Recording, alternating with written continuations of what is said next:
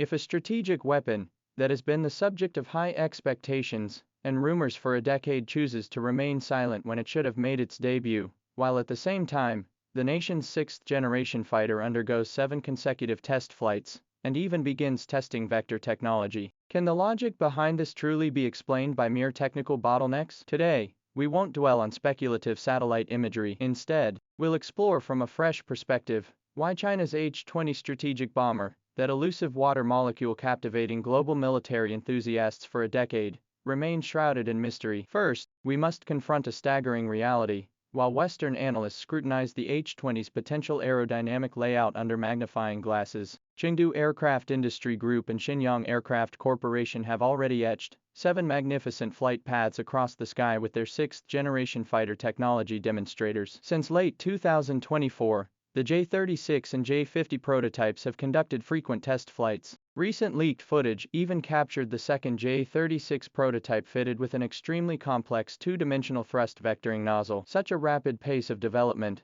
involving major aerodynamic reconfigurations within a single year, is virtually unprecedented in aviation history. This raises an inevitable question. Amidst the rapid advancement of 6th-generation fighter technology, could the H-20's prolonged silence signal anticipation for a transformative technological integration? This conjecture is not without basis. Throughout aviation history, breakthroughs in fighter technology have consistently paved the way for bomber development. Before the B-2 stealth bomber's emergence, the U.S. demonstrated the combat viability of low observability technology as early as 1983 with the F-117 stealth fighter. Subsequent iterations of fully fly-by-wire control systems, integrated avionics, and radar-absorbing materials on the F-22 and F-35 ultimately paved the way for the B-2's subsequent upgrades, and today's B-21. This represents a clear technological progression, first mastering relatively less complex tactical aircraft platforms to refine core technologies like stealth, flight control, and avionics, then scaling and integrating these capabilities into larger, more complex strategic bombers. The current situation bears striking similarities. China's 6th-generation prototype demonstrates not only stealthy aerodynamics but, more critically, a full-authority digital fly-by-wire system within a tailless flying wing configuration. For aircraft with tailless or minimal tail configurations, this flight control system is a life-or-death core technology. It must maintain flight stability through millisecond-level computer adjustments when aerodynamic control surfaces are unavailable. This requirement is precisely the same as that for strategic bombers like the H-20, which also feature a flying wing layout. It's reasonable to speculate that once the J-36 verifies the reliability of tailless designs at supersonic speeds and high angles of attack, the combat-proven flight control code and logic could be retrofitted into the H-20 currently under development, elevating its technological foundation. Now, let's turn to our old rival, Russia. The Tupolev Design Bureau initiated development of the Pak-Do stealth strategic bomber as early as 2008. Yet over a decade later,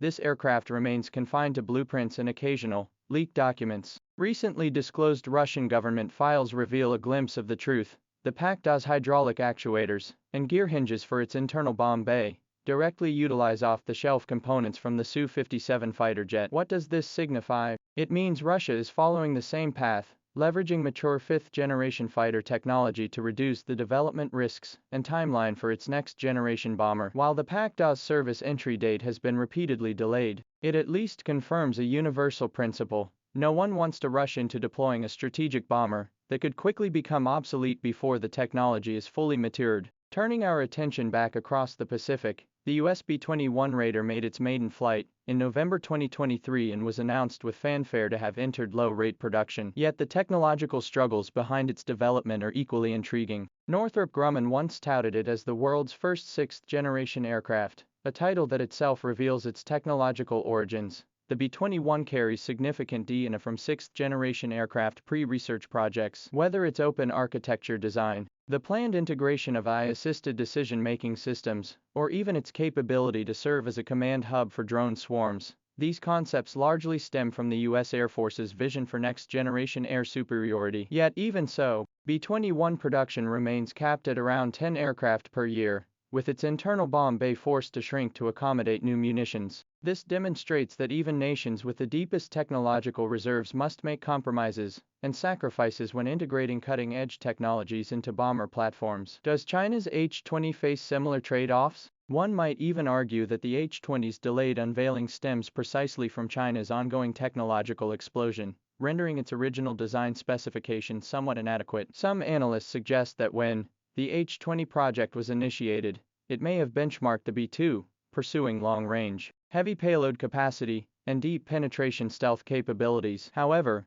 with China's explosive development in hypersonic weapons, a series of large air-launched hypersonic missiles are now entering operational phases. This raises a new question. Can the internal bomb bay dimensions and shape of the traditional B-2's high aspect ratio subsonic flying wing configuration truly accommodate these long, bulky hypersonic weapons? If not, the H-20's role must be redefined. It may require significantly larger weapons bays, or even supersonic cruise capability to provide initial launch energy for hypersonic missiles. If so, a complete redesign of the aerodynamic layout, shifting from B-2-inspired features to a new configuration, resembling a supersonic stealth flying wing, would make perfect sense. This shift is also hinted at in the design philosophy of China's sixth-generation fighter. The J-36, observed by external sources, is massive in size, with its maximum takeoff weight even speculated to exceed 60 tons, approaching the level of the H-6 bomber. Its internal weapon bays could accommodate ultra-long-range air-to-air missiles, or even ground attack munitions. This approach of embedding bomber characteristics into a fighter airframe essentially blurs the boundaries between fighters and bombers. If tactical aircraft can handle some bombing duties,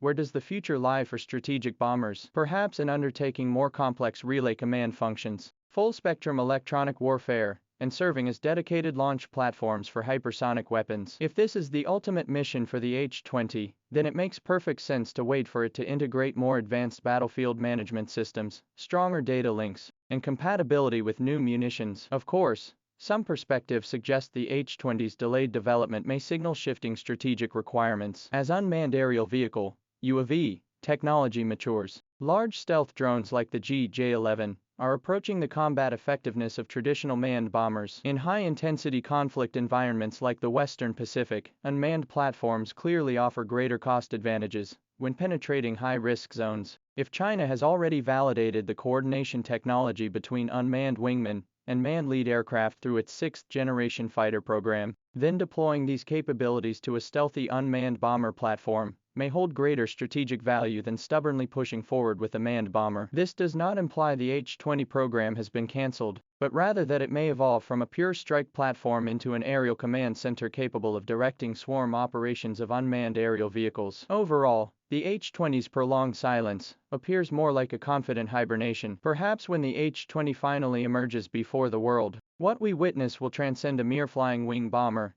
It may represent an entirely new aerial node integrating sixth-generation fighter avionics, omnidirectional stealth technology, and comprehensive joint combat capabilities. By then, all waiting will find its answer. That concludes today's discussion. Thank you for watching, and we'll see you next time.